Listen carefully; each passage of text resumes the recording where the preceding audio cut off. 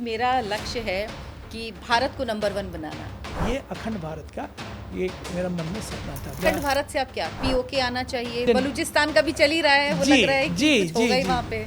ये बात मैंने 40 साल पहले बोला था। ये जो विभाजन से पहले जो भारत था नक्शा, वो भारत चाहिए, वो वापस भारत आ जाओ। उसका मास्टर प्लान भी, रोड मैप भी हम है, उसका रोड मैप दे दिया। आपको लगता है ये होगा? ये होना ही है। मोदी के राज में हुआ तो हो पाएगा, नहीं तो शायद मुश्किल। This is the right time, एकदम राइट, एकदम अप्रोप्रिएट टाइम। ये मोमेंटम को कैप्चर करना बहुत जरूरी है कि यही समय है और सही समय। ये सही, यू आर राइट, यही समय है और सही समय। मैं एक ग्रैंड सन हूँ एक फ्रीडम फाइटर का, अरेस्ट करके काला पानी का सजा दिया था महात्मा गांधी, जिसको हम लोग बहुत ही इज्जत करते हैं। अपना पढ़ाई कर रहे थे या एनआरआई थे, जब वीर सावरकर जी को भी काला पानी का सजा हुआ था, उनके साथ भी मारा पीटा और उन्हें अधमरा किया था। उसने उनका ट्रीटमेंट किया। वीर सावरकर जी जिंदा रहे, मेरे दादाजी को चिट्ठी लिखते थे। इसी एक लेटर का कुछ याद है कि उसमें क्या लिखा होता था? जो मेरे दादाजी और हमारे ग्रुप के जो लोग थे, अंग्रेजों को खदेड़ दिया। पोर्ट ब्लेयर से 23 दिसंबर का दिन था, उन्होंने वहाँ पे झंडा डाल दिया और भारत का तिरंगा झंडा 1943 में ही वहाँ में डाल दिया। बाहर के कंट्री के लोग इंडिया को थर्ड वर्ल्ड कंट्री कहते थे, मुझे बहुत गुस्सा आता था। यूक्रेन रशिया वॉर 3 साल हो गए। जो डोनाल्ड ट्रम्प जी बोल रहे कि हम पीस स्टैब्लिश करेंगे, पीस कायम करेंगे, लेकिन वो तैयार ही नहीं। वो पूछ रहा है व्हाट माय कंट्री नीड्स, लेकिन जिस समय जहाँ अभी थोड़े से बाद उनके धर्म पे आ जाए, एग्जाम्पल के लिए बोल रहा हूँ, उनके धर्म पे आ जाए, बस दंगा फसाद लड़ाई झगड़ा। हाईली एजुकेटेड एक बच्चा को आप मर्डर कर रहे हो, नॉर्मल मर्डर और ये नॉर्मल में कोई फर्क नहीं है। नवंबर 2024 में प्रधानमंत्री नरेंद्र मोदी को जो अटल पीस नोबेल प्राइज दिया। जी। अगर महात्मा गांधी जी के बाद में, उनके बाद अगर देखा जाए तो माननीय मोदी जी को, उनकी वजह से हम एनआरआईज का मान मर्यादा बढ़ा है। हमारे माननीय आदरणीय प्राइम मिनिस्टर मोदी जी का जो है वासुदेव कुटुंबकम, वो वाला प्रिंसिपल जो हम लोग बहुत 40 साल से मैं उसको लेके जो मैं चल रहा हूँ। 2016 में बराक ओबामा ने, जो उस टाइम प्रेसिडेंट थे यूएस के, उन्होंने लाइफ टाइम अचीवमेंट अवार्ड दिया था। मैंने वो अवार्ड लेने से रिफ्यूज कर दिया। 2014 में 2 स्टैचू लगाई गई, उसमें एक मदर टेरेसा का था और दूसरा सर का था। 2014 में मेरा स्टैचू ब्रॉन्ज में लगाए और मदर टेरेसा के स्टैचू मार्बल स्टोन में वो लोग ने लगाया, और वो मार्बल वो लोग इंडिया से लेके गए थे। 70 कंट्रीज के पीएम के साथ एमओयू साइन किया है। किस लिए? पीस के लिए। Sports for establishing global piece for prosperity. Chairman हैं डॉक्टर दिनेश कपूर जी। मैं उनका बहुत हार्दिक मन से मैं उनका धन्यवाद करता हूं। और आपके साथ जुड़कर कुछ जो हमारे युवक बहक गए हैं, उनका कैरियर कैसे हम लोग बना पाए थ्रू स्पोर्ट्स के द्वारा। स्पोर्ट्स की एक लीग बना रहे हैं हम, जिसे कहते हैं sports for global piece for prosperity. नमस्कार दर्शकों, दर्शना शो में आपका बहुत बहुत स्वागत है। दुनिया में 2 जगह इस वक्त युद्ध चल रहे हैं। यूक्रेन रशिया वॉर 3 साल हो गए, हमास पैलेस्टाइन और इजराइल वॉर 1.5 साल हो गए। ये वो वक्त है जब लगता था युद्ध नहीं होंगे, लेकिन दुनिया में युद्ध हो रहे हैं। नरेंद्र मोदी कहते हैं ये युद्ध का नहीं, बुद्ध का समय है, और किसी भी देश के विकास के लिए ज़रूरी है कि शांति हो। पीस होता है तभी प्रॉस्पेरिटी आती है। ज़रूरी है शांति होना, और पूरी दुनिया को अगर एक करना है, जो भारतीय संस्कृति का मूल है वसुधैव कुटुंबकम, उसके लिए स्पोर्ट्स एक बड़ा ज़रिया होता है। खेल के ज़रिए लोग जुड़ते हैं, खेल की भावना लोगों को जोड़ती है। तो पीस, प्रॉस्पेरिटी और स्पोर्ट्स, ये तीनों चीज़ें कैसे इंटरलिंक्ड हैं और ये कैसे भारत की यात्रा में अपना एक रोल अदा कर रही हैं और दुनिया में कितनी ज़रूरी हैं, इन सब पर बात करने के लिए हमारे साथ आज जुड़े हैं प्रोफेसर डॉक्टर मधु कृष्णन, जो कि चेयरमैन हैं द अमेरिकन यूनिवर्सिटी यूएसए के। इसके अलावा the United Nations university for global piece USA के भी चेयरमैन हैं। साइंटिस्ट हैं, सोशल रिफॉर्मर हैं, एजुकेटर हैं, यूएसए जर्मनी के इंटरनेशनल कोर्ट के जस्टिस भी रह चुके हैं। इतनी लंबी लिस्ट है सर के इंट्रोडक्शन की ना, अगर मैं बोलना शुरू करूंगी तो 10 मिनट तक मैं सिर्फ सर का इंट्रोडक्शन दे सकती हूँ, लेकिन मोटी मोटी चीज़ें आपको बताती हूँ। 70 कंट्रीज के पीएम के साथ एमओयू साइन किया है। किस लिए? पीस के लिए, शांति के लिए। सोचिए कितनी बड़ी बात है ये। और डोनाल्ड ट्रंप जिन्होंने अभी इस जनवरी में ही शपथ ली राष्ट्रपति पद की, अमेरिका के राष्ट्रपति के रूप में, उन्होंने एप्रिसिएशन दिया था प्रोफेसर डॉक्टर मधुकृष्णन को उनके प्रयासों के लिए। उनके प्रयास से ही कह लीजिए उनका भी योगदान है जो डोनाल्ड ट्रंप फिर से दोबारा अमेरिका के राष्ट्रपति बन पाए। और उस दौरान 7 मिनट तक प्रोफेसर कृष्णन ने वहाँ पर अपनी बात कही थी जब ये शपथ ग्रहण समारोह हुआ उस दौरान।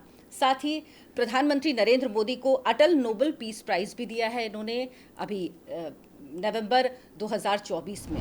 तो इतनी लंबी लिस्ट है सर की, इसलिए मैं कह रही हूँ अगर मैं बोलूँगी तो 10 मिनट तक मैं सर का इंट्रोडक्शन देते रहूँगी। सर से आपको मिलवाती हूँ। सर बहुत बहुत स्वागत है। मेरा ये कह लीजिए कि आई एम फीलिंग ओब्लाइज्ड कि आप हमारे यहाँ आए और बात करने के लिए मैं आपसे बात कर पा रही हूँ। Thank you so much sir. Thank you, नमस्कार, जय हिंद, जय भारत, वंदे मातरम। सर आपसे भी बात हो रही थी तो आप कह रहे हैं कि मेरा लक्ष्य है कि भारत को नंबर 1 बनाना। जी। ये सपना कैसे देखा आपने? कब ये इस सपने की शुरुआत हुई? ये सपना जब मैं बहुत छोटा था, स्कूल में पढ़ने के समय ही ये सपना मेरे दिल में, दिमाग में आ गया था, क्योंकि मैं एक ग्रैंड सन हूँ एक फ्रीडम फाइटर का। मेरे जो ग्रैंडफादर है एक हार्डकोर फ्रीडम फाइटर थे, जिनको ब्रिटिश सरकार ने अरेस्ट करके काला पानी का सज़ा दिया था उनके। तो उनको काला पानी भेज दिया गया था, सेलुलर जेल। जो उस समय में जो भी लोग को वहाँ भेजते थे फ्रीडम फाइटर्स को, कभी वो जिंदा वापस नहीं आते थे। 90% लोग तो मर जाते थे, या तो उनका यातना से मर जाते थे, जो उनको टॉर्चर किया जाता था, या अगर कुछ उससे बच भी जाए तो मलेरिया, येलो फीवर और इस तरह से बहुत किस्म का बीमारी से ही लोग मर जाते थे। तो मेरे ग्रैंडफादर एक फ्रीडम फाइटर होने के नाते बचपन से ही मैं वो फ्रीडम मूवमेंट के बारे में सुनता आ रहा था। और जब वो सुनता आ रहा था तो मेरे मन के अंदर में एक भावना आया, क्योंकि जो मेरे दादाजी 1911 में ये वाली बात थी, 1911 में उनको सेलुलर जेल भेजा गया था। जब 1911 में भेजा गया था, बहुत सारे इवन हमारे father of nation Mahatma Gandhi, जिसको हम लोग बहुत ही इज्जत करते हैं, बहुत ही उनका मान वो करते हैं, उस समय तो वो इंडिया में भी नहीं थे।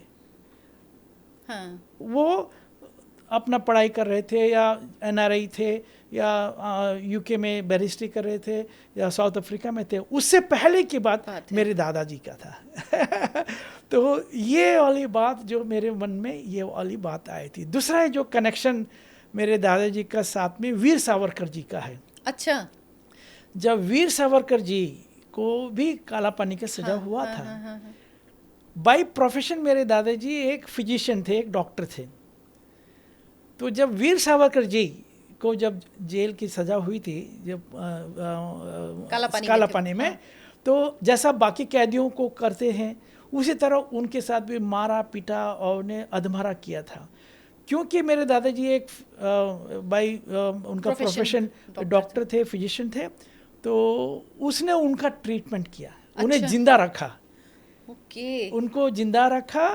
और मैं अपने आँखों से देखा हूँ, जब तक वीर सावरकर जी जिंदा रहे, मेरे दादाजी को चिट्ठी लिखते थे। लेटर वो हैं आपके पास? वो लेटर मैं अपने आँखों से पढ़ा हूँ, उनके हैंडराइटिंग को। तो वो मूवमेंट, जो फ्रीडम फाइटिंग का जो मूवमेंट जो था मैं बचपन से मैं लेके, हाँ वो लेटर हमारे घर में अभी भी है। तो वो मैं पैदा, जैसा आपने जो क्वेश्चन पूछा, हाँ। तो वो लेके मैं बड़ा हुआ। मन के अंदर में जो एक भावना था, जो मेरे दादाजी, जो वीर सावरकर जी, और जो इस तरह जो हार्डकोर फ्रीडम फाइटर थे जिनको काला पानी का सजा हुआ था, उनका मन में एक भावना था कि भाई भारतवर्ष पहले जैसा सोने की चिड़िया होती थी भारतवर्ष उस तरह एक अखंड भारत होना चाहिए। वो अखंड भारत खाली कश्मीर टू कन्याकुमारी ही नहीं, लेकिन अभी जो बहुत सारे पड़ोसी जो पॉलिटिकल बाउंड्री के वजह से जो अलग अलग हो गए हैं, है ना, वो सब एक हो। जो विभाजन हो चुका है वो सब एक हो। अभी खैर बाद में बहुत सारा विभाजन हुआ है, आप लोगों को मालूम है, देश के बाद। मेरे दादाजी का जो एक कंट्रीब्यूशन था उस समय, वो एक बहुत ही बड़ा कंट्रीब्यूशन था। ये इतिहास में एक ऐसा बात है सर, नाम जरूर हाँ मैं लेना बता रहा जरूरी हूँ। है।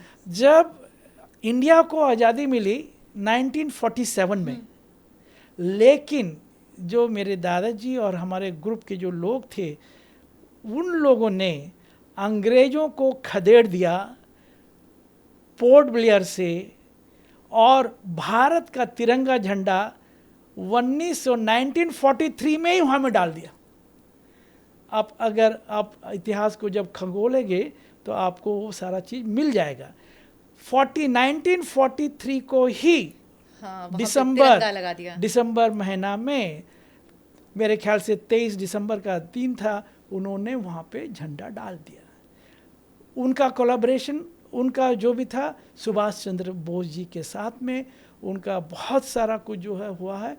और ये एक इतिहास में एक बड़ा बात है। भारत आज़ाद हुआ 1947 में, लेकिन भारत का जो भूमि है अंडमान निकोबार आइलैंड, वो 1943 को ही आज़ाद हो गया। तो मैं उस मेरी जन्म वहाँ हुई है। मेरा जो बर्थ प्लेस है डिगलीपुर बोल के एक आइलैंड है, छोटा सा एक आइलैंड है। कहाँ पे है? Andaman and Nicobar island. अच्छा, वहाँ पे आपका जन्म हुआ है? अंडमान निकोबार आइलैंड में, वहाँ पे मेरा जन्म हुआ। तो मैं वो खानदान का हूँ जो फ्रीडम फाइटर मूवमेंट को देखा। जैसा आपने मुझसे क्वेश्चन किया कि क्यों ऐसा आया, वो वाला विचार मेरा बचपन से मैं आया, और मेरे दिल में अभी भी वही ख्वाहिश है कि जो मेरे दादाजी और उस तरह के फ्रीडम फाइटर वीर सावरकर जी और जो फ्रीडम फाइटर ने देखा था, और जो उन लोगों ने आज़ादी की लड़ाई में अपना योगदान दिया था, वही इस तरह वापस अखंड भारत वापस बनना चाहिए। चाहे उसमें समय जितना भी लगे, उसमें बनना चाहिए। ये अखंड भारत का एक मेरा मन में सपना था। दिल में बहुत अच्छा ख्वाहिश को एक स्टेप आगे मिला माननीय मोदी जी के द्वारा। माननीय हमारे आदरणीय महामहिम प्राइम मिनिस्टर महामहिम मोदी जी के वजह से बहुत सारे एनआरआई का नाम ऊंचा हुआ। बहुत सारे एनआरआई गर्व के साथ जो है बाकी देश में अभी रह रहे हैं। पहले हम लोग को सेकंड क्लास सिटीजन के रूप में माना जाता था, क्योंकि बाहर के कंट्रीज़ में, बाहर के कंट्री में को थर्ड वर्ल्ड कंट्री, इंडिया जो थर्ड वर्ल्ड, जब बाहर के कंट्री के लोग इंडिया को थर्ड वर्ल्ड कंट्री कहते थे, मुझे बहुत गुस्सा आता था, एकदम खून खौल जाता था। हाँ, लेकिन अब बहुत अच्छा हुआ कि हमारे माननीय आदरणीय महामहिम नरेंद्र मोदी के द्वारा भारत एक अलग ही स्थान पे, बहुत ही ऊंचा स्थान पे, एक बहुत ही ऊंचा स्थान पे पहुंचा है। और ये बात जो है पूरे वर्ल्ड के लोग अब इंडियंस को रिकग्नाइज कर रहे हैं। ये एक बहुत बड़ी बात है, बहुत अच्छी बात है, और मुझे गर्व है, फ़ख्र है being a Indian. I am a proud Indian. Sir, आप कब बाहर गए सब मैं पूछूंगी, लेकिन पहले आपके दादाजी का नाम यहाँ पे जिक्र होना बहुत ज़रूरी है, वो जिनकी हम बात कर रहे हैं। जी हाँ, मेरे दादाजी साउथ इंडिया तमिलनाडु के डिस्ट्रिक्ट का नाम है तिरुनेलवेली डिस्ट्रिक्ट, विलेज का नाम है मन्याची विलेज। उनका नाम है शंकरा कृष्णा, उनका नाम है शंकरा कृष्णा। और उनका नाम से मेरा नाम मधु कृष्णा। मेरे पिताजी का नाम भी एस कृष्णा, शंकरा कृष्णा ही मेरे पिताजी। अच्छा, पिताजी का नाम भी कोई है। अच्छा सर, जब वो लेटर आते थे, आपको किसी एक लेटर का कुछ याद है कि उसमें क्या लिखा होता था, जो वो लेटर वीर सावरकर जी भेजते थे आपके दादाजी को? देखिए, एक तो मेरे दादाजी का उनके ज़िंदगी को बचाना इत्फाकन भी होगा, जैसा भी होगा, लेकिन उनके मन में जो भावना था कि भारत को कैसा हम लोग प्रोग्रेस करें, भारत को कैसे हम लोग आज़ाद करें, कैसा आगे हम लोग इसको पहुंचाएं।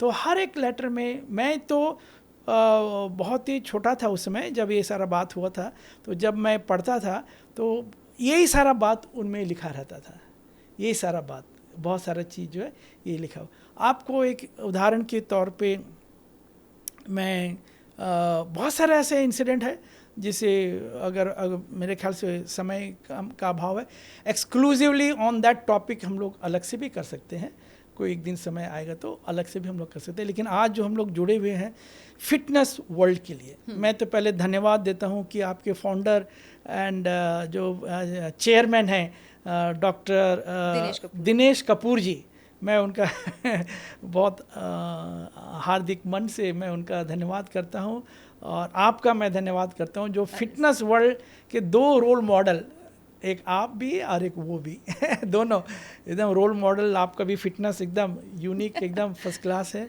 और उनका भी फिटनेस जो है बहुत ही वर्ल्ड क्लास है। तो ये एक मुझे मौका मिला है फिटनेस वर्ल्ड में आने के लिए, और आपके साथ जुड़कर कुछ जो हमारे युवक बहक गए हैं, केवल भारत के ही नहीं, बाकी सारे कंट्रीज़ के भी, उन युवक को हम लोग कैसे जोड़ पाए, उनका फ्यूचर, उनका कैरियर कैसे हम लोग बना पाए थ्रू स्पोर्ट्स के द्वारा। ऑलरेडी हम ग्लोबल पीस के लिए कई सालों से काम करते आ रहे हैं। सर, ग्लोबल पीस के लिए काम करते हैं और शांति हो विश्व में, यही उनका लक्ष्य है।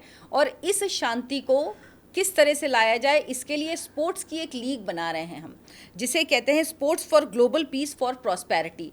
क्योंकि पीस होगी तभी प्रॉस्पेरिटी आएगी, इसीलिए ये लीग बना रहे हैं स्पोर्ट्स की, जिसकी शुरुआत किस तरह से होगी, क्या उसका इनिशिएटिव होगा, जो आयन भारत की पेरेंट कंपनी है फिटनेस वर्ल्ड, वो किस तरह से जुड़ेगी, इसके बारे में सर बताएंगे। सर बताइए। Thank you Archana ji, and thank you doctor Dinesh Kapoor ji. Already पिछले कई सालों से हम लोग ग्लोबल पीस के ऊपर में काम करते आ रहे हैं। हमारा ग्रुप्स ऑफ एजुकेशनल इंस्टीट्यूशन है, फेडरल गवर्नमेंट ऑफ यूएसए का रजिस्टर्ड इंस्टीट्यूशन है, और ग्रुप्स ऑफ यूनिवर्सिटीज़ है। उसके द्वारा हम लोग कई ग्लोबल पीस सेमिनार्स हम लोग करते आ रहे हैं, कई ग्लोबल पीस एजुकेशनल प्रोग्राम करते आ रहे हैं। हम लोग का टारगेट हमने सेट किया था, साल में 30,000 पीस बिल्डर्स को प्रोड्यूस करें।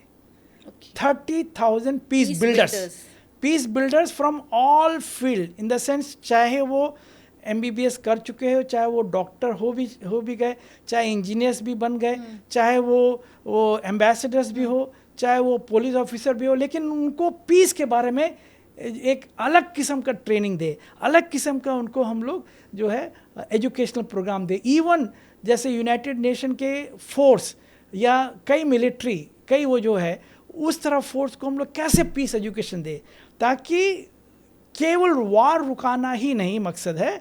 हालांकि अभी जैसा आपने कहा कि 2 कंट्रीज़ में वार हो रहा है, कई दिनों से, कई सालों से ये हो रहा है। रशिया यूक्रेन के बीच में वार हो रहा है, फिलिस्तीन और इजराइल के बीच में वार हो रहा है। जो भी ये सब पॉलिटिकल प्रॉब्लम है, इसको भी हम जोड़ेंगे।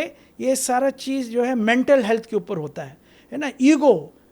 ईगो प्रॉब्लम के वजह से ही ये वार, ये सारा चीज़ ये हो रहा है। हम बड़ा तुम बड़ा, हम छोटा तुम बड़ा, ये सारा जो है एक क्लैशेस होता है। ईगो, ये भी एक ईगो मैनेजमेंट कैसे करना है, प्राइड घमंड को कैसे मैनेजमेंट करना है, वो सब हम लोग ये एजुकेशनल प्रोग्राम में सिखाते हैं, किस प्रकार से मैनेजमेंट करना है।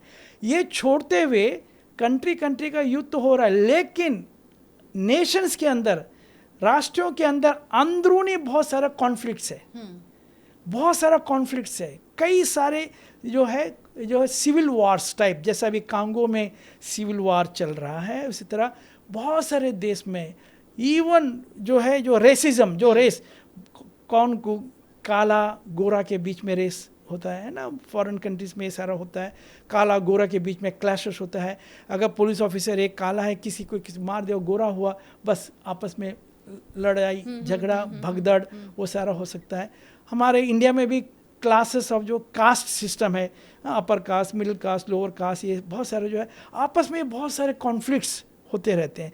ये सारा चीज़ को हम लोग एक टेक्निकल वे में through peace seminars, through workshop, through educational programme हम लोग करते हैं, है ना। वो एजुकेशनल प्रोग्राम के बाद में हम अपने यूनिवर्सिटी से उनको सर्टिफिकेट देते हैं, फिर उनको हम लोग पीस बिल्डर के रूप में सर्टिफिकेट देते हैं। फिर उसके बाद में नेक्स्ट स्टेज में, सेकंड स्टेज में जब वो लोग सेमिनार 1 महीना का सेमिनार के लिए आते हैं, तो उनको पीस एम्बेसडर का सर्टिफिकेट देते हैं। वो पीस एम्बेसडर बन गए, इस तरह सर्टिफिकेट देंगे। कई आर्मीज़ को हम लोग जो है जैसा आपने भी कहा था कि करीबन 70 कंट्रीज़ के प्राइम मिनिस्टर्स के साथ में हम लोग ने ऑफिशियली MOU साइन किया है। सर, ये MOU क्या होता है और इसकी कितनी इंपॉर्टेंस होती है? हाँ, ये पीस इसको कह सकते हैं, ये पीस ट्रीटी की तरह ही होता है कि वो वचनबद्ध है हमारे साथ, जो हमारे इतने सालों का रेपुटेशन है पीस के लिए। ये आपकी संस्था के हाँ, साथ होता मेरे है? साथ, मेरी संस्था के साथ में होता है। मेरे संस्था के साथ में जो ग्रुप्स ऑफ जो है पीस इंस्टीट्यूशन जो भी है उनके साथ में ये होता है। मैं उसका चेयरमैन हूँ, मैं उसका चेयरमैन, कुछ ऑर्गेनाइजेशन का चेयरमैन एंड चीफ चांसलर हूँ, कुछ ऑर्गेनाइजेशन का चेयरमैन कम चीफ रेक्टर हूँ, कुछ ऑर्गेनाइजेशन का चेयरमैन कम जैसा भी होगा, जैसा जैसा लीगल आइडेंटिटी होता है रजिस्ट्रेशन का गवर्नमेंट का द्वारा, तो उसका अनुसार जो होता है। कई में फाउंडर एंड चेयरमैन भी होता है, जैसे उस प्रकार से होता है। तो हम लोग ने इस पे हम लोग ने साइन किया कि आप भी कमिटेड हो कि जो हमने एक स्लोगन दिया क्या, to build up a transform civilisation, I repeat the word civilisation, सभ्यता, transform civilisation of peace loving, peace living and peace practising community हमें बनाना है। पीस प्रैक्टिसिंग कम्युनिटी, लोग पीस के ऊपर में बात तो करते हैं, पीस के ऊपर में, हाँ, पीस के ऊपर में सेमिनार भी करते हैं, पीस के ऊपर में वे लोग वर्कशॉप भी करते हैं, पीस के ऊपर में कई किताबें भी लिखा गया है, सब कुछ है। लेकिन ये लव, हार्मनी, पीस, ये सब चीज़ जो है ये यूनिवर्सिटी से हटकर प्रैक्टिस होना बहुत ज़रूरी है। प्रैक्टिस, मान लीजिए एक पढ़ा लिखा आदमी है, बड़ा लर्नड है, हाईली एजुकेटेड है, लेकिन जिस समय जहाँ अभी थोड़े से बात उनके धर्म पे आ जाए, एग्जाम्पल के लिए बोल रहा हूँ, उनके धर्म पे आ जाए, बस दंगा फसाद, लड़ाई झगड़ा, हाईली एजुकेटेड। सो हम लोग ने एक प्रोग्राम लॉन्च किया था, एजुकेटिंग द एजुकेटेड। तो भाई कहाँ है पीस प्रैक्टिस? पीस तो आप प्रैक्टिस कर ही नहीं रहो, अपना हाईली एजुकेटेड हो। बहुत पहले हम लोग ने एक प्रोग्राम लॉन्च किया था, ये educating the educated. Grass root level से पीस जब खत्म होगा तो हम लोग तो नेशन बिल्डर है। We are through peace we are trying to bring prosperity, और पीस के द्वारा ही प्रॉस्पेरिटी आएगा और वही होगा नेशन बिल्डिंग, नेशन, राष्ट्र का जो निर्माण होगा। केवल भारत का ही नहीं, हम तो कई कंट्रीज में जो काम कर रहे हैं उन सारे कंट्रीज में उनका जो है इस तरह होगा। अगर मान लीजिए हमारा इंडिया के रूप में संदर्भ में हम लोग देखेंगे, इतना ज़्यादा डाउरी सिस्टम है, सोशल इविल है। मुझे नहीं मालूम कि अभी ये जगह में यहाँ में कितना है डाउरी, लेकिन पहले का जो स्टैटिस्टिक्स का देखा जाए तो पंजाब में और बाकी जगह में, साउथ इंडिया में और बहुत सारी जगह सब में, जगह वो मतलब हाँ, मोटी सभी जगह डाउरी कौन लेता है? जो हाईली एजुकेटेड होता है उसका जो रेट उतना होता है। ठीक है, आप भी एक you are my daughter, like my daughter, आपको भी इसके बारे में पता होगा कि एक डॉटर होना कितना मुश्किल बात है ना? क्योंकि जब उसका शादी होगा तो उनके घर में पीस है ही नहीं। जब अगर मान लीजिए घर में एक लड़की पैदा हुई तो पीस तो पहले दिन से ही पैसे माँ बाप इकट्ठे करने लगते ना बेटियों के दहेज के लिए, दहेज शुरू हो जाता, इकट्ठा शुरू हो जाता है। मैं उस पॉइंट में और एक लिंक करता हूँ। पहला एजुकेटेड आदमी पीस मांग रहा है, पीस को डिस्ट्रॉय कर रहा है, क्योंकि वो हाई, अगर MBBS डॉक्टर है तो वो मांगेगा जो भी है 20 लाख 25 लाख मांगेगा। अगर वो MD हो गया, पोस्ट ग्रेजुएट डॉक्टर होगा, 50 लाख, एक गाड़ी, एक कार और घर भी मांगेगा। अगर उससे भी बड़ा है और भी बड़ा, IAS ऑफिसर है, ये इतना बड़ा दहेज, ठीक है ना? IPS ऑफिसर है तो इतना दहेज। बेचारी एक पेरेंट्स जिस दिन से लड़की पैदा होती घर में, उस दिन से शॉर्टकट मेथड से पैसा जोड़ना शुरू कर देते। कौन सा मिडिल क्लास एक एम्प्लॉय है 50 लाख दे सके? बताओ। सही बात है, इसीलिए पीस की जरूरत हर लेवल पे है। तो ये हर लेवल में पहले घर से ही शुरू होता है। और दूसरी बात मैं बता रहा हूँ, ये मूवमेंट हम लोग ने चलाया क्योंकि उस समय स्कैनिंग होता था। जैसी लड़की गर्ल चाइल्ड अगर वूम ऑफ मदर में है उसको अबॉर्शन कर दें, तो ये तो मर्डर है, ये तो मर्डर करा जा रहा है ना? ये मर्डर हो रहा है। एक बच्चा को आप मर्डर कर रहे हो, नॉर्मल मर्डर है और ये नॉर्मल में कोई फर्क नहीं है। अच्छा, कौन अबॉर्शन कर रहा है? एजुकेटेड कौन कर रहा है? पेरेंट्स भी एजुकेटेड कर रहे हैं, डॉक्टर भी एजुकेटेड, डॉक्टर भी गायनेकोलॉजिस्ट है भाई, highly educated. So educating the educated okay to bring peace. To educate them. हमने एक प्रोग्राम चलाया था, एक बार था, सेमिनार्स में लोगों को बुलाए थे, अभी मैं नाम नहीं लेना चाहता। उस सेमिनार में कई मिनिस्टर्स भी थे, बहुत पहले की बात मैं बता रहा हूँ, 10-15 साल पहले की बात है, मेरे ख्याल से 12 साल की पहले की बात है। तो मिनिस्टर भी थे, एमपी भी थे, एमएलए भी थे, उनकी वाइफ भी थी, सब कुछ थे। अच्छा हुआ, प्रोग्राम हुआ, सब कुछ हुआ। हाँ, उसके बाद में हम बहुत ट्रिक से, बहुत टेक्निक से हम लोग डील करते उनको। तो मैंने वहाँ में जितने लेडीज़ बैठे थे, मैंने उनको बोला आप लोग हाथ खड़ा करिए जितने लोगों ने डाउरी दिया है। उनके हस्बैंड बगल बगल बैठे हैं, आप लोग ने कितने लोगों ने डाउरी दिया, हाथ खड़ा करो। 90% लेडीज़ ने हाथ खड़ा कर दिया। वो होगा ही। तो मैंने सेकंड क्वेश्चन पूछा, आपने डाउरी, ठीक है, तो इंडिया गवर्नमेंट के खिलाफ भी है क्योंकि कानून भी बना हुआ है, कानूनी रूप से भी गलत है। चलो ठीक है, आपने दे दिया, हालांकि मैं उसके लिए बिल्कुल समझौता नहीं कर रहा हूँ। आपका दिया हुआ डाउरी 20 साल पहले आपने 20 लाख दिया, 25 लाख दिया, 30 लाख दिया, ठीक है, मैं पूछूंगा नहीं। वो 30 लाख से आज आपका हस्बैंड बड़ा बिजनेसमैन बन गया, उसकी कमाई कितनी हो गई, उस घर से उसने कितना बड़ा पैसा कमा लिया। हो सकता है उसमें से आज जो सामने बैठे हैं कोई एमएलए होगा, कोई एमपी होगा, कोई मिनिस्टर भी होगा। क्या आज आप लोग प्रण, मेरे ख्याल से वो वुमेंस डे का प्रोग्राम था, 8 मार्च का प्रोग्राम था, इंटरनेशनल वुमेंस डे का प्रोग्राम था। मैं बोला आज आप लोग एक प्रण लोग क्या लेने के लिए तैयार है? आपने 20 साल पहले दे दिया, चलो 20 लाख अनजान पे या अज्ञानता पे, अब आप अपने हस्बैंड को बोलो डबल पैसा वापस करो कि आपने तो कमा लिया। अगर फिक्स डिपॉजिट भी करते, सर ये भी पीस खत्म करने वाली बात है, लेकिन नहीं पीस खत्म नहीं हो, मैं आपको बता रहा हूँ, उन्होंने तो पैसा कमा लिया। और दूसरी बात मैं बोला कि भाई वो आपका पैसा नहीं था, आपके पेरेंट्स का पैसा था। उनको क्यों आपने सजा दिया? अगर वो पेरेंट्स, अगर वो 20 लाख 25 लाख अगर बैंक में फिक्स डिपॉजिट भी डालते था, उसको डबल पैसा हो जाता है। तो अब बोलिए कितना जन वापस लेंगे? ये एकदम शांतिपूर्वक बात हुआ, रिकॉर्ड हुआ, शांतिपूर्वक बात हुआ। मैं आपको बता रहा हूँ हकीकत से। देखिए, कोई बोलने वाला होना, कोई एजुकेट करने वाला होना, हमारा आप एजुकेट करने वाला नहीं। उसमें से कुछ मिनिस्टर्स ने लिखित तौर पे बोला मैंने डबल क्या ट्रिपल पैसा अपनी वाइफ को वापस कर दिया। उनके लिए तालियां, बिल्कुल सही उस बात, एमपी के लिए तालियां, उस एमएलए के लिए तालियां। वो लोग ने लिखित, क्योंकि उनके दिल में बात गया, उनके मन में बात हुआ, है ना, क्योंकि वो पब्लिक रिप्रेजेंटेटिव्स है। ये हुआ। तो अगर हम और आप इस तरह एजुकेट करने निकल जाए लोगों को। सर अब जो हमने सोचा है कि हम स्पोर्ट्स के थ्रू लोगों को एजुकेट करेंगे, पीस का मैसेज देंगे ताकि प्रॉस्पेरिटी आए। तो इसके लिए ये लीग जो होगी क्या होगा, इसका कुछ आपने अगर रोड मैप बनाया हो, कहाँ ऑर्गेनाइज होगा पहला जो ये लीग ऑर्गेनाइज होगा, कौन सा स्पोर्ट्स उसमें सबसे पहले होगा, कितनी कंट्रीज के लोग भाग लेंगे?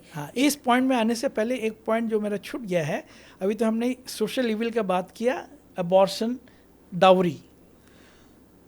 दूसरी बात, हाईली एजुकेटेड, जहाँ एजुकेशन, जहाँ हम लोग शिक्षा का वो होता है, क्या बोलते हैं, वो मंदिर ही है जहाँ स्कूल में जाते हैं। हमारे ज़माना में हम लोग गवर्नमेंट सरकारी स्कूल में पढ़े, 1 रुपया भी नहीं दिया, और जो सरकारी स्कूल में पढ़े आज मुझे बड़ा बड़ा जगह कई कंट्री में हमें जाने मिला, इंजीनियर्स बने, साइंटिस्ट बने, सब कुछ हुआ। आज लेकिन डोनेशन, पहली क्लास LKG के लिए आप जाइए, डोनेशन आपको मालूम है कि यहाँ आसपास में कितना डोनेशन लेते हैं?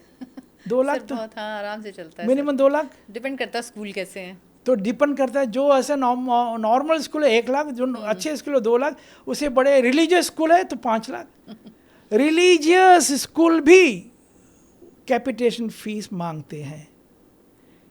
क्या ये समाज में शांति स्थापित कर रहे हैं कि उनके घरों में वो अशांति दे रहे हैं? जब बच्चा पैदा ही होता है, चाहे वो मेल हो चाहे फीमेल हो, उसको अच्छा स्कूल में पढ़ाने के लिए माँ बाप तो पहला दिन से ही शुरू कर देते हैं पैसा कमाने के लिए।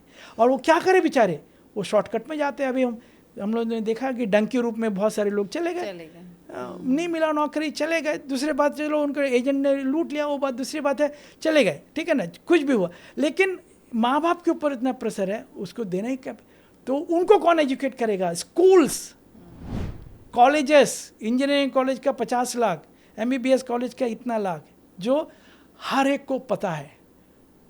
सरकार के प्रतिनिधि भी अपने बच्चों को डोनेशन लेके हाँ। देते हैं, वो लोग रोकते नहीं।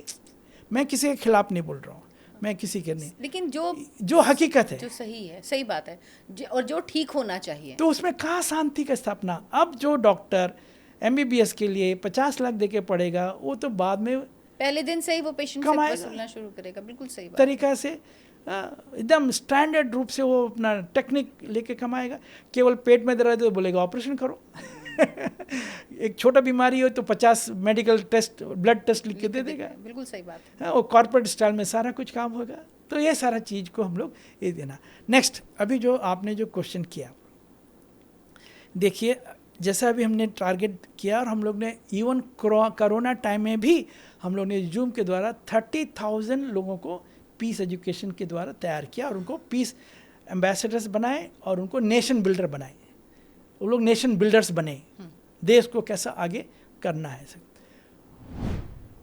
अब ऑलरेडी हम लोग जो इससे पहले जो है करीबन 35 कंट्रीज़ का, उन लोगों को इंडिजिनस जो उनका आर्ट्स एंड कल्चर है, इंडिजिनस डांस, फोक डांस, उनको बुलाकर हम लोग ने प्रोग्राम किया था। और वो प्रोग्राम बहुत ही अच्छा सक्सेस हुआ। उसमें लोग जर्मनी से, उसमें लोग स्वीडन से, उसमें कई जगह जगह के लोग जो आए, अपने अपने इंडिजिनस कपड़ा पहन के हुआ। 3 दिन का प्रोग्राम था और बहुत अच्छा से प्रोग्राम हुआ। तो establishing peace through arts and culture, वो एक मुद्दा था, और वो हमने सक्सेसफुल केवल यहाँ ही नहीं, बहुत सारी जगह में हम लोग ने किया।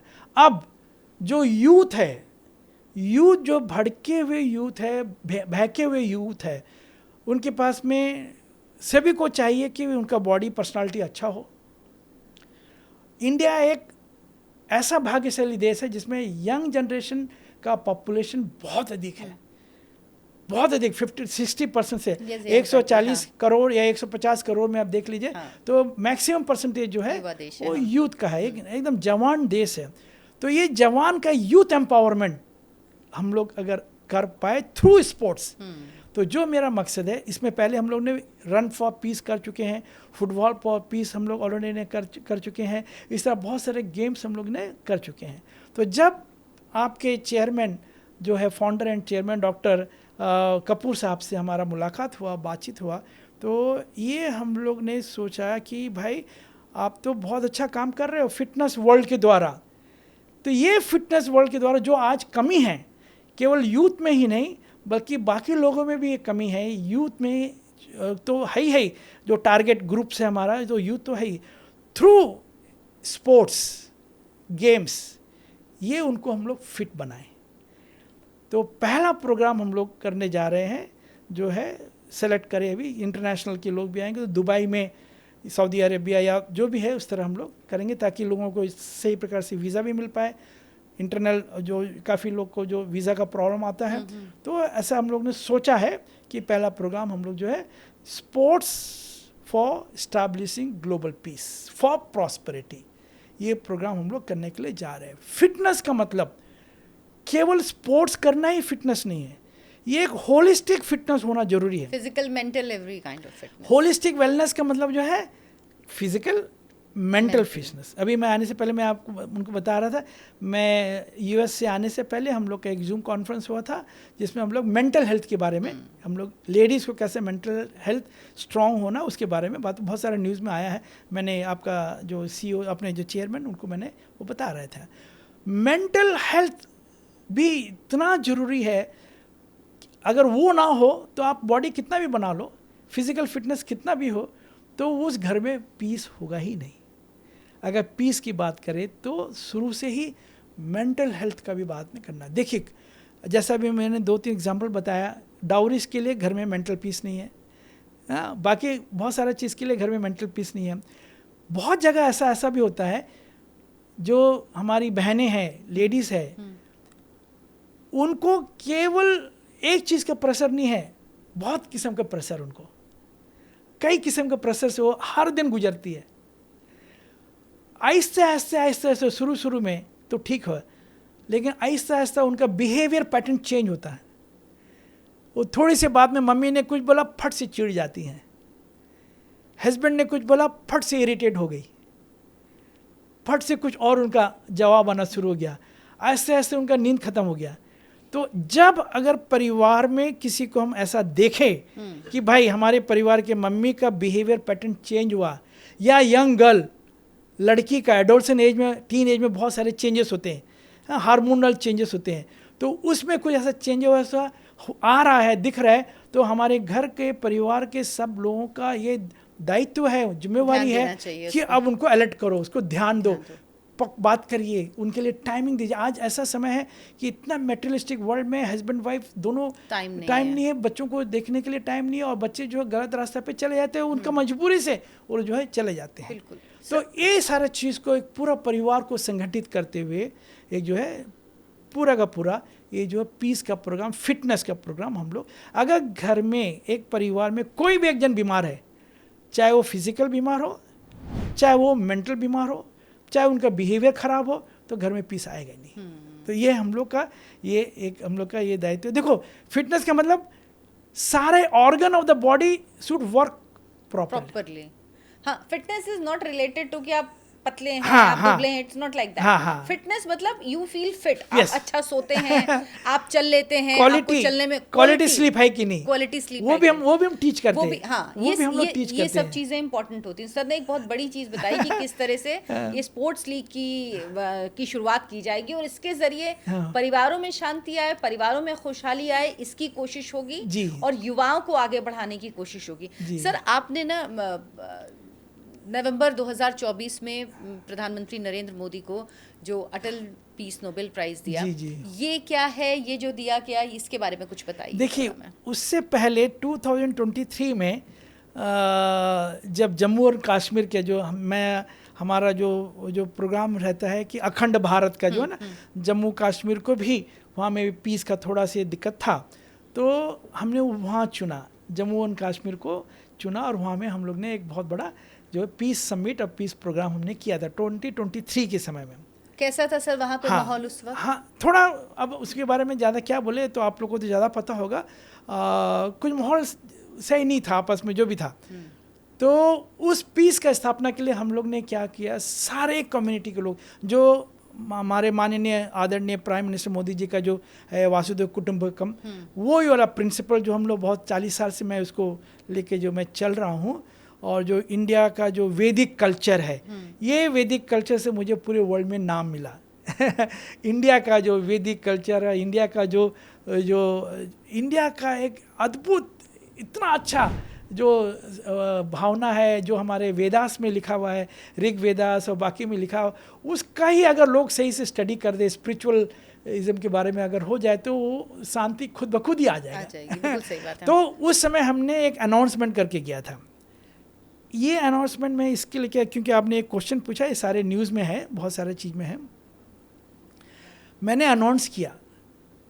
देखिए, महात्मा गांधी जी के बाद जो वर्ल्ड फिगर है, जो महात्मा गांधी ने, हमारा he is a father of nation, उसने भी बहुत बड़ा बड़ा काम किया, नॉन वायलेंस के रूप से में उसने किया। अगर महात्मा गांधी जी के बाद में, मतलब नेक्स्ट वो बैच छोड़ दीजिए, जो 1947 वाला बैच छोड़ दीजिए, वो लोग ने तो किया ही किया, चाहे वो सरदार पटेल हो, चाहे वो जो भी जो बड़े बड़े जो फ्रीडम फाइटर्स है, बहुत सारे लोग हैं, चाहे वो भगत सिंह ने अपना बलिदान दिया, ठीक है, वो तो है ही, एकदम एक्सेलेंट है, इनक्रेडिबल है, ठीक है, अतुल्य है।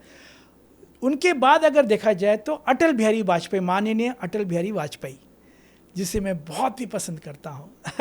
उनका एक एक भाषण मैं सुनता था जब वो कमाल का बोलते थे, प्रेसिडेंट, जब वो ये थे, प्राइम मिनिस्टर से पहले भी फॉरेन मिनिस्टर थे, और वो फॉरेन मिनिस्टर एक एक लोग जो वर्ल्ड को जो कनेक्ट करते थे, वर्ल्ड में जाके जो कनेक्ट करते थे, जब फिर उसके बाद में प्राइम मिनिस्टर बने, बहुत ही तकलीफ का माहौल से वो प्राइम मिनिस्टर बने। फिर 13 दिन के बाद में उसने जो कि उनका सरकार किया, लेकिन उन्होंने हिम्मत नहीं छोड़ा।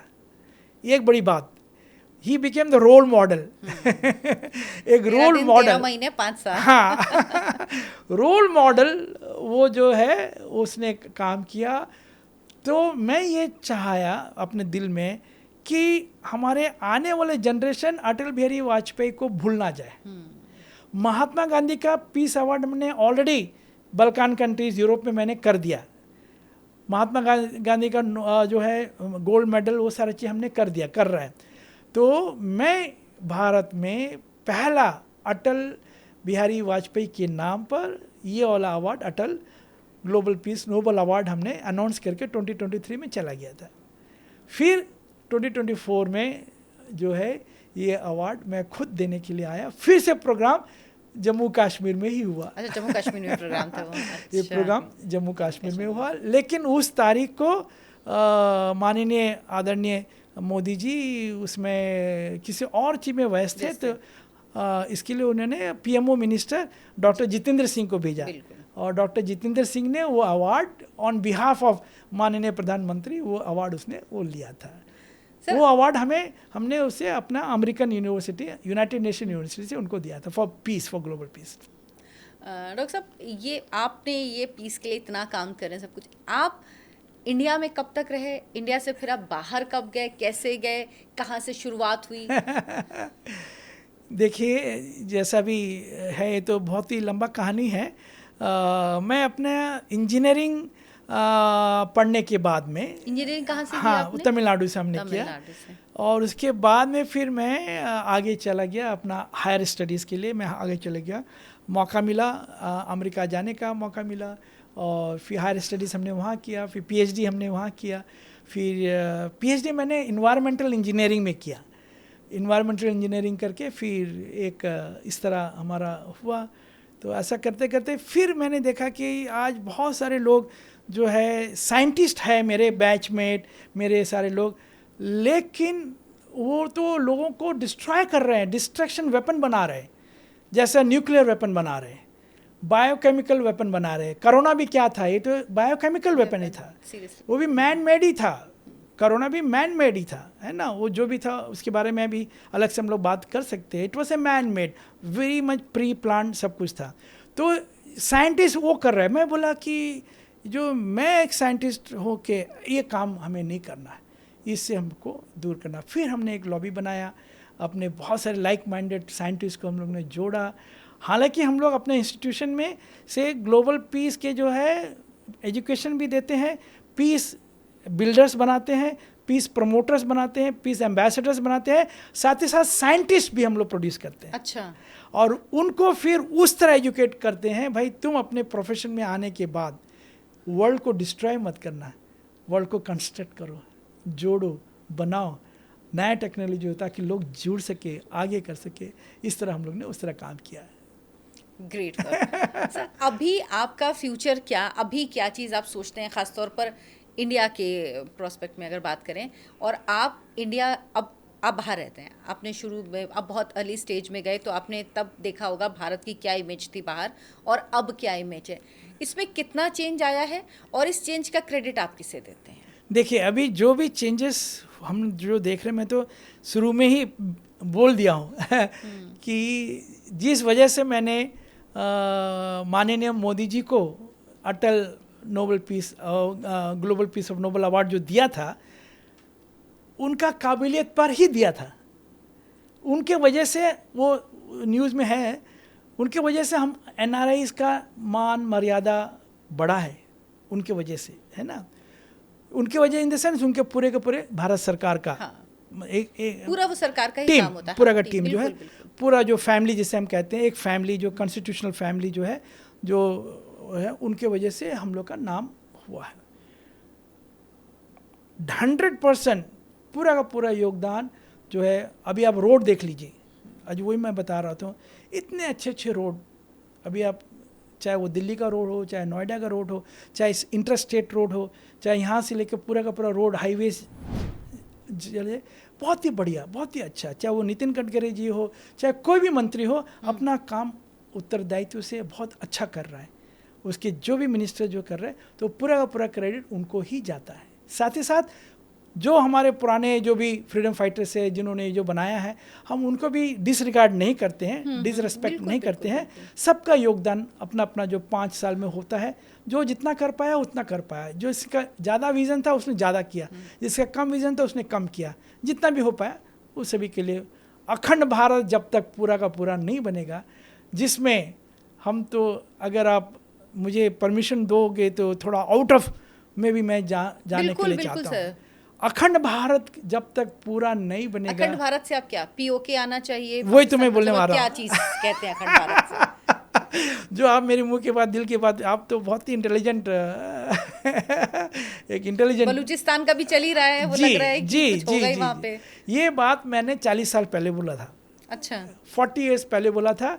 जब मैं जम्मू कश्मीर में आया था तो वो बात मैंने वहाँ भी बोला था कि भाई मेरे जो दादाजी लोग को जो सपना था भाई, ये जो विभाजन से पहले जो भारत था नक्शा, वो भारत चाहिए, वो वापस भारत आ जाओ।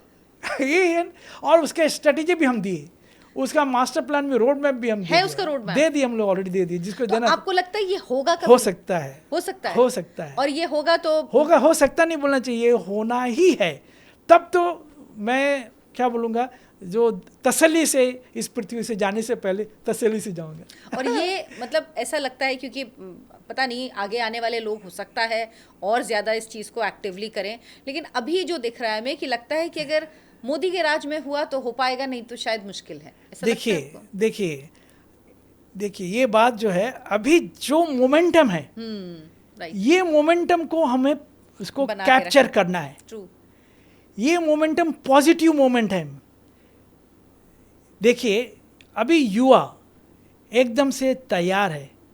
हमारे यूथ, चाहे वो लेडी हो, वुमेन हो, चाहे वो मैन हो, चाहे वो बॉय है, चाहे वो गर्ल हो, अगर वो यूथ एम्पावरमेंट हम तरीका से कर ले, तरीका से उनको हम लोग प्लेसमेंट कर ले, एक उनको सही, और वो स्ट्रेटजी, बिकॉज हम एजुकेशनलिस्ट है, तो हमें कैसा उनको करना वो हमारे पास है। इंटरनेशनली अगर ऐसा कुछ करते हैं तो क्या भारत को कोई दिक्कत तो नहीं होगी? देखिए मैं अपना मास्टर प्लान ऑलरेडी जिनको देना था हम दे चुके हैं। ऑलरेडी मैंने फुल मास्टर प्लान इसमें कैसे करना ऑलरेडी हमने जिनको देना था उनको, जो कॉन्स्टिट्यूशनल पोस्ट में बैठे हुए, मैं उनको दे चुका हूँ, और वो प्रधानमंत्री तक भी पहुँच गया है। ठीक है ना, वहाँ तक भी पहुँच गया है। ये मैंने दे दिया, रोड मैप मैंने दिया। बस ये है अब उसका एक्शन प्लान शुरू होना। आपको दिख रहा है कुछ उस लाइन में होता हुआ? क्योंकि आपका एक्शन प्लान है तो जाहिर सी बात है आप चीज़ों को बहुत हम तो बहुत प्रोफेशनल वे में करते हैं। देखिए हमें जो भी चाहिए प्रोफेशनल, क्योंकि हम 100% प्रोफेशनल ही है ना, चाहे एजुकेशनलिस्ट हो, चाहे वो जो भी हमारा प्रोफेशन हो, वी आर 100% प्रोफेशनल। हमने वो प्रोफेशनलिज्म बहुत प्रोफेशनल तरीके से वो जो है बनाया है, और वो बहुत ही संभव है। किसी को हट, क्योंकि हम किसी को हट नहीं करना, हम किसी को वो नहीं करना, किसी को हम लोग करने नहीं, नुकसान नहीं पहुंचाना। भाई अगर आप कोई नेगेटिव वाला आदमी है, नेगेटिव सोचने वाला आदमी है, नेगेटिव एनर्जी उसके सामने है, आप उन्हें मेरे साथ में 10 मिनट बैठा दीजिए ना, 10 मिनट बैठा दीजिए, उसके बाद में 10 मिनट के बाद में वो पॉजिटिव होकर जाएगा। सर लेकिन एग्जाम्पल मैं बता रहा हूँ, थ्रू एजुकेशनल प्रोग्राम ऑलरेडी हम लोग ने इस प्रोग्राम को लॉन्च कर चुके हैं, जो मैं आज नहीं बताने सकता हूं, लेकिन करीबन जो इंटरनेशनल स्टूडेंट्स हैं उनको हम लोग फ्री एजुकेशन दे रहे हैं। भाई तुम अपना पाक ऑक्युपाइड कश्मीर छोड़ दो ना भाई, आप अपना नेशन को बिल्ड करो। आपके नेशन में प्रॉस्पेरिटी आना चाहिए, आपको उसमें प्रॉस्पेरिटी आना चाहिए। जब एक रेफरेंडम होएगा आज से 3 साल के बाद में, तो लोग क्या करेंगे? बोलेंगे हम तो भारत के साथ हैं। एजुकेट जब हो जाएंगे, कमी क्या है? एजुकेशन की कमी है, राइट एजुकेशन की कमी है। दूसरी कमी क्या है? Right communication at right time, जो मैं टीच करता हूँ, जो मैं मेरा प्रोफेशनल टीचिंग है, right communication at right time. Youth में अगर आप कुछ देखते हो तो right communication at right time करो, नहीं तो यूथ भागेगा। ये बॉयज़ जाएंगे ड्रग्स में जाएंगे, उनके पास नौकरी नहीं है, गर्ल्स जाएंगे दूसरा तरीके में जाएंगे। आप उनको राइट कम्युनिकेट करिए। कोई भी जगह अगर कॉन्फ्लिक्ट को रोकना है, give the right communication at right time, number 1 step. Number 2 step, right communication at right time कर दिया। मान लो एग्जांपल आपने देखा कि घर के एक जगह में स्पार्क हो रहा है, बिजली का प्रॉब्लम है, आपने अपने काम में बिजी रहे, नहीं हुआ, वो घर जल जाएगा। आपने कम्युनिकेट नहीं किया फायर ब्रिगेड को, आपने उसके नहीं कम्युनिकेट किया। जैसे मैंने बोला घर में आप किसी माँ को देखते हो कि इरिटेट बिहेवियर हो गया, आप कम्युनिकेट नहीं करें, आप पहले उनको हैंडल करने की कोशिश करिए। अगर वो नहीं हो पा रही है आपसे, आप किसी प्रोफेशनल को बुलाइए। आप मेंटल हेल्थ के डॉक्टर के पास भी जाना जरूरत नहीं। आज बहुत सारे जो काउंसिलर्स है, डॉक्टर के पास आखिरी काउंसिलर्स है, सोशल वर्कर्स है, उनसे मदद लीजिए। Right communication at right time. Number 2 step, right action at right time. आपको राइट एक्शन भी लेना जरूरी है। आपने कम्युनिकेट कर दिया, बैठ गए, नहीं। आप एक्शन लीजिए। एक्शन ले के पहले right strategy at right time बनाना, स्ट्रेटजी बनाना जरूरी है। हर एक चीज़ को स्ट्रेटजी से ही हल होगा, बिना स्ट्रेटजी का हल नहीं हो पाएगा। वो स्ट्रेटजी, फुल प्रूफ स्ट्रेटजी बनाना, plan A, plan B, plan C. तो वो सारे प्लान हमने बना चुके हैं और दे चुके। चलिए, हमने अपना काम दिया, लेकिन मैं रेस्टलेस हूँ कि ये कब शुरू होगा। मैं रेस्टलेस हूँ।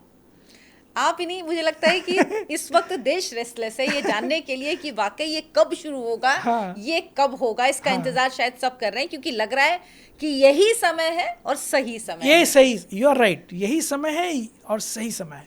This is the right time, एकदम राइट, एकदम अप्रोप्रिएट टाइम है। ये मोमेंटम को कैप्चर करना बहुत जरूरी है ना। बिल्कुल सर। शायद ईश्वर का कृपा है, परमेश्वर ने हमें आपके साथ ये जोड़ा है, और ये इस बार मेरा यहाँ आना हुआ है। तो ईश्वर का कृपा है, क्योंकि देखिए, God is God of love, God is God of compassion, God is God of peace. Peace का मतलब जो है यूनिटी विद गॉड। तो आप कौन सा स्पिरिचुअल में आप करोगे, आप में यूनिटी नहीं है।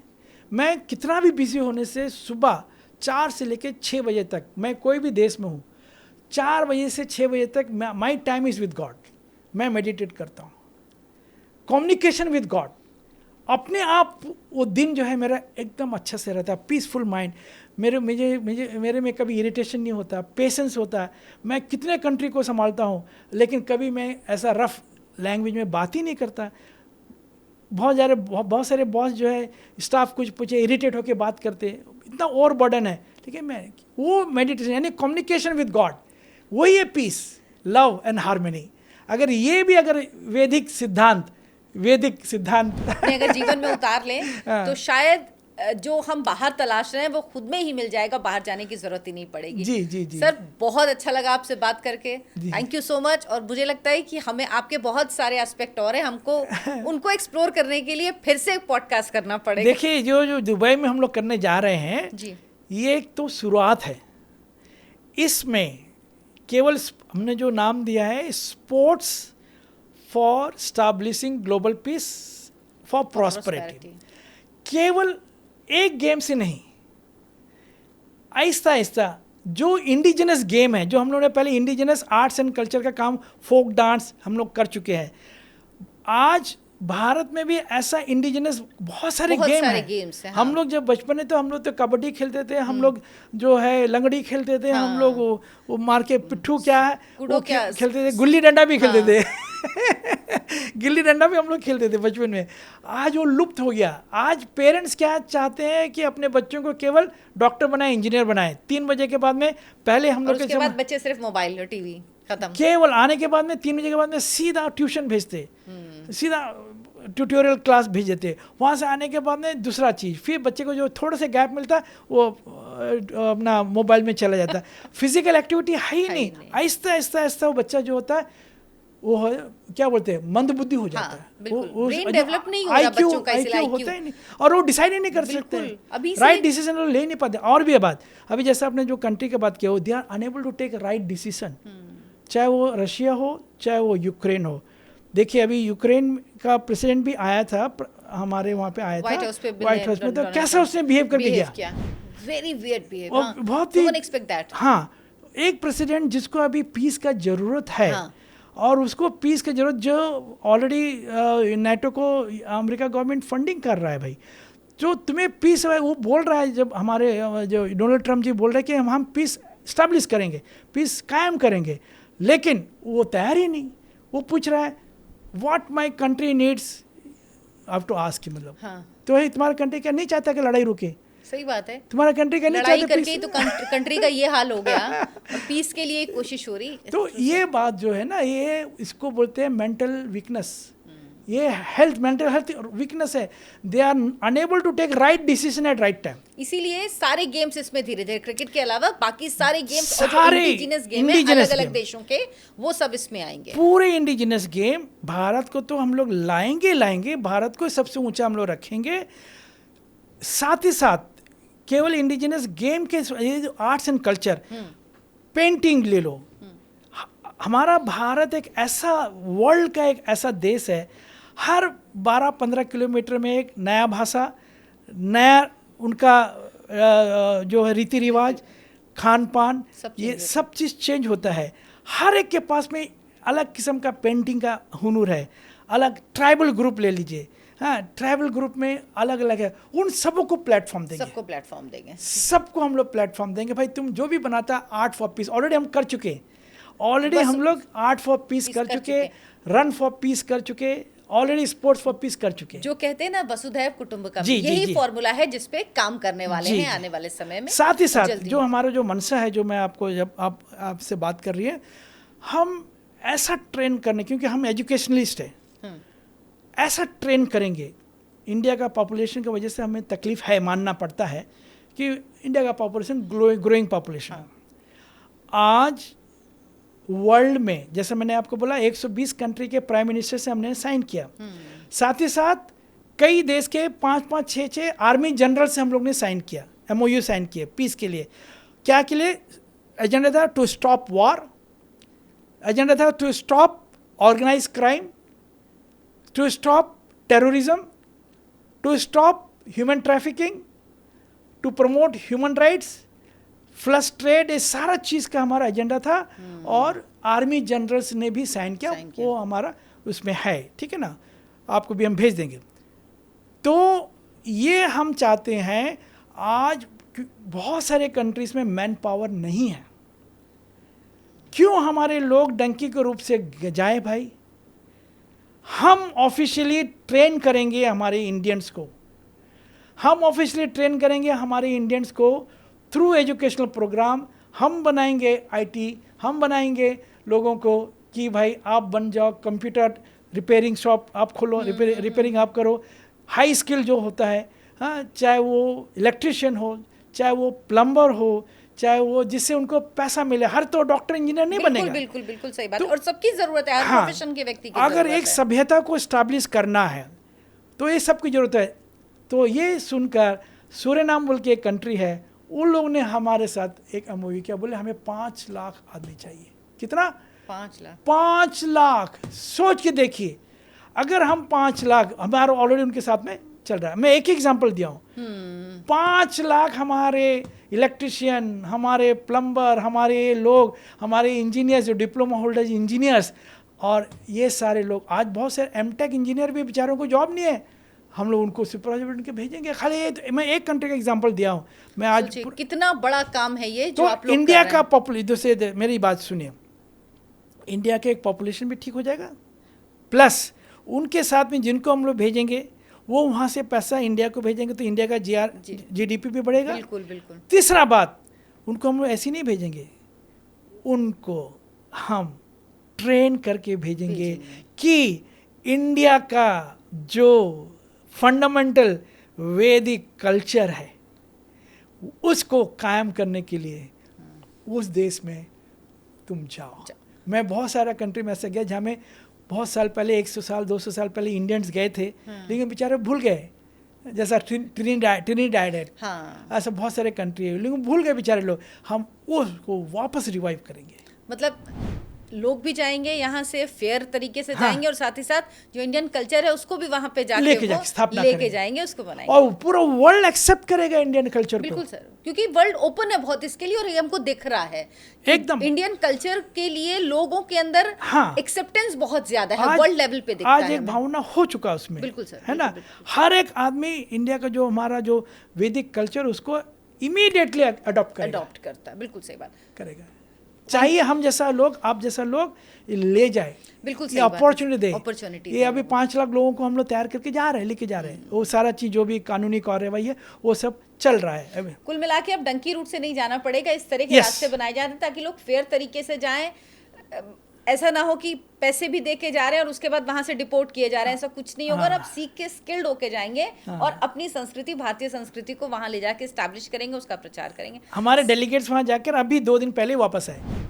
सर के बारे में और एक बहुत इंपॉर्टेंट बात बतानी है। सर को 2016 में बराक ओबामा ने, जो उस टाइम प्रेसिडेंट थे यूएस के, उन्होंने लाइफ टाइम अचीवमेंट अवार्ड दिया था, खुद यूएस के प्रेसिडेंट ने दिया था। और साथ ही साथ 2014 में, इससे 2 साल पहले, जो यूरोपियन हिस्टोरिकल म्यूजियम है वहाँ पर हर साल 2 मूर्तियाँ लगाई जाती हैं, 2 स्टैचू लगाई जाते हैं। उस साल 2014 में 2 स्टैचू लगाई गई, उसमें एक मदर टेरेसा का था और दूसरा सर का था। मदर टेरेसा की जो स्टैचू है वो मार्बल की थी और सर का जो स्टैचू है वो ब्रॉन्ज का बना हुआ स्टैचू है। सर ये कैसे हुआ, मतलब ये इसके पीछे क्या चीज़ थी? देखिए, मेरा सर्विस जो ह्यूमैनिटेरियन सर्विस है, मानवता का सेवा ही ईश्वर का सेवा, ये मेरा भावना था, है भी। वासुदेव कुटुंबकम भावना लेके जो मैं इंडिया का जो ऋग्वेदास, जो मैं मंत्रास चैंटर्स में सारा करता था, वो सारा भावना लेकर मैं ये प्रचार कई देशों में मैं करने लगा। तो ये वाला बात यूरोपियन लोगों को पसंद आया, काफ़ी यूरोपियन लोगों को पसंद आया। और ऐसा हुआ था कि कुछ कुछ देशों में, जैसा कोसोवा बोल के एक जगह है जो मदर तेरेसा का जगह है, जो युगोस्लाविया का जगह है। मैं पहला आदमी हूँ, इंडियन हूँ, जो मदर तेरेसा के गांव गया। ओके।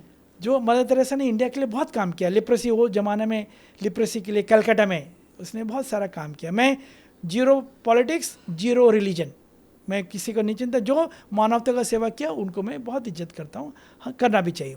तो मैं उनके गांव गया, इज्जत के लिए मैं उनके गांव गया। वो लोग सब सोचने लगे पहला इंडियन जो है वहाँ पे आया। उस जगह में हमने बहुत सारा काम किया, केवल उनके गांव में ही नहीं, वो एरिया में, वो प्रांत में हमने बहुत सारा काम किया, स्कूल्स और बाकी सारा चीज़ काम किया। तो वो लोग ने एक इज्जत देने के लिए मुझे, और भी बहुत सारा जो है इसमें है। तो हर साल 2 स्टैचू हमें वो लोग लगाते हैं। तो ऐसा आपने बताया, 2014 में मेरा स्टैचू ब्रॉन्ज में लगाए और मदर तेरेसा का स्टैचू मार्बल स्टोन में वो लोग ने लगाया। और वो मार्बल वो लोग इंडिया से लेके गए थे। अच्छा, इंडिया का मार्बल? हाँ, क्योंकि इंडिया का वो लोग लेकर गए थे, वहाँ से लगा था। एज ए हिस्ट्री मेकर्स, जो है इतिहास रचने वाले history makers, global leader of global piece के रूप में ये बना। मैं आपको भेज दूंगा, आप उसको और सर ये 2016 में जो लाइफ टाइम अचीवमेंट अवार्ड, ये जो है यूएस प्रेसिडेंट का अवार्ड होता है, जैसे हाईएस्ट अवार्ड जो बोलते हैं, ये हाईएस्ट अवार्ड होता है। तो वो लोग ने देखा होगा कई सालों से मेरा अचीवमेंट, मेरा काम, मेरा लोगों के लिए वो सारा चीज़ देखा होगा। तो US president life time achievement award Barack Obama का सिग्नेचर में उसने इशू किया। लेकिन मैं आपको बताने के लिए चाहता हूँ, पता नहीं ये ज़रूरत भी है कि नहीं, मैंने वो अवार्ड लेने से रिफ्यूज़ कर दिया। अच्छा। मैं बोला मैं ये जो भी सोशल वर्क काम किया, ह्यूमैनिटेरियन काम किया, पीस एजुकेशन के लिए काम किया, मैं कभी अवार्ड लेने के लिए काम नहीं किया, तो मुझे नहीं चाहिए। ऐसे ही मैंने किसी एक हाई कमिश्नर से बात करते हुए मैंने ऐसी मजाक में बोल दिया, अगर आपको अवार्ड देना है तो मुझे इंडिया में दे दो अवार्ड। और उसने उस बात को सीरियसली ले लिया। अच्छा। फिर एक यूएस से एक आया और मुझे इंडिया में वो अवार्ड दिया गया। मैं बोला मेरा जन्मभूमि तो इंडिया है, मुझे इंडिया में अवार्ड दे दो। ये भी एक अपने आप में एक इतिहास बना। वो मैं आपको फॉरवर्ड कर दूंगा, आपके पास वो आपको मैं फॉरवर्ड कर देंगे। ये भी एक इतिहास, कि मेरा मन में, दिल में जो इंडिया में प्राउड इंडियन जो है भरा हुआ, कूट कूट के भरा हुआ, और इसको हम लोग मिलके करना ही और करेंगे, जरूर करेंगे। सर बहुत अच्छा काम कर रहे हैं सर आप। वही मैं कह रही हूँ कि आपसे बहुत सारी बातें की जा सकती हैं, लेकिन मुझे लग रहा है कि अभी आपको जाना भी है। मेरा थोड़ा हिंदी गड़बड़ है। नहीं सर परफेक्ट हिंदी आप बोलते हैं। आप तमिलनाडु का, और उसके बाद आप इतने टाइम से यूएसए रह रहे हैं, लेकिन उसके बावजूद इतनी परफेक्ट हिंदी बहुत कम लोगों की मिलती है। तमिलनाडु का है, तमिलनाडु का हिंदी। सर आपसे बात करके बहुत अच्छा लगा। Thank you so much. Thank you very much. God bless you. और जय हिंद, जय भारत, वंदे मातरम। Thank you. Very much, thank you. आप लोगों से गुजारिश है, इसको लाइक करें, कंटेंट को शेयर करें और हमारे चैनल आयन भारत को सब्सक्राइब जरूर कर लें। ज़्यादा से ज़्यादा लोगों तक इस वीडियो को पहुंचाएं। धन्यवाद, नमस्कार।